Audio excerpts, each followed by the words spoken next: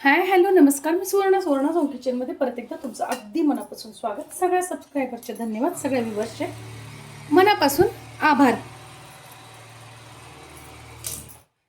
आज आपण खूप छान अशी रेसिपी बघणार आहोत, ती म्हणजे आंबट डाळ किंवा मग असं म्हणतात की चैत्रात गौरीसाठी केलेली जाणारी ही पारंपरिक रेसिपी आहे.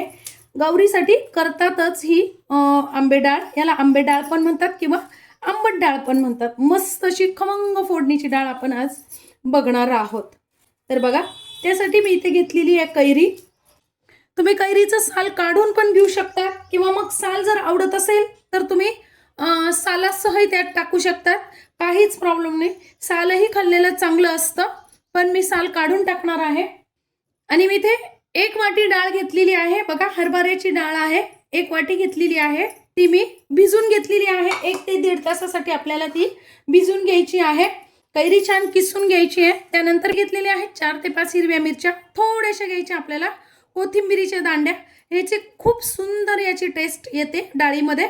आणि 1 इंच घेतलेले आलं. तुम्ही पाहिजे तर इथे लसूण पण घालू शकता. त्यानंतर 2 चमचे आपल्याला घ्यायचे दही. आता डाळ मी छान किसून घेतलेली आहे. आपल्याला काय करायचं आहे, थोडीशी 1 चमचा डाळ अशी बाजूला काढून ठेवायची आणि बाकीची डाळीमध्ये मिक्सरवर बारीक करून घ्यायची. 1 वाटी साधारणतः 1 वाटीसाठी एखादी कैरी घालायची आहे. बघा, छान होते म्हणजे. आता यातच आपल्याला मिरच्या पण टाकून घ्यायच्या आहे. आलं आणि कोथिंबीरीच्या ज्या काड्या घेतल्या ना, त्या पण टाकून घ्यायच्या. ही कैरी घेतलेली आहे, पण ती ना आंबट नाहीये. आणि ही डाळ आंबट गोड छान लागते, म्हणून मी 1 ते 1.5 चमचा दही पण टाकलेलं आहे. जर तुमची कैरी आंबट असेल तर तुम्ही दही स्किप करू शकता. आता यातच टाकून घ्यायचे आपल्याला अर्धा चमचा जिरे. आणि हे आता आपल्याला जाडसर मिक्सरवर करून घ्यायचंय बारीक. जाडसर असं मी वाटून घेतलेलं आहे. थोडेसे मधनं डाळ्या पण दिसतात, ते छान लागतात खाताना त्या. 2 चमचे टाकून घ्यायची आपल्याला साखर. अर्धा चमचा टाकून घेते मी मीठ पण तुम्ही चवीनुसार कमी अधिक करू शकता. तर अगदी थोडीशी मी हळद टाकून घेते. आणि आपण जी कैरी ठेवली होती ना, ती पण आपल्याला यातच टाकून घ्यायची आहे.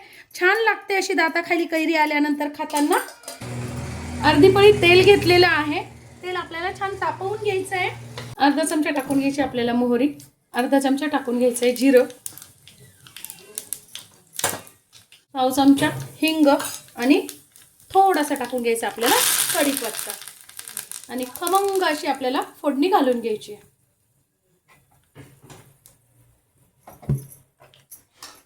बघा, यावर मी आता फोडणी घालून घेतलेली आहे आणि आता छान असं मिक्स करून घ्यायचंय. बघा, मस्त अशी आपली खमंग खुसखुशीत मस्त सुंदर अशी आपली डाळ तयार झालेली आहे.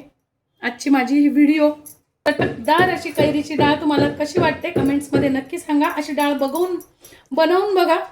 आणि चॅनलवर नवीन असाल तर चॅनलला लाईक, सबस्क्राईब आणि शेअर करा. धन्यवाद.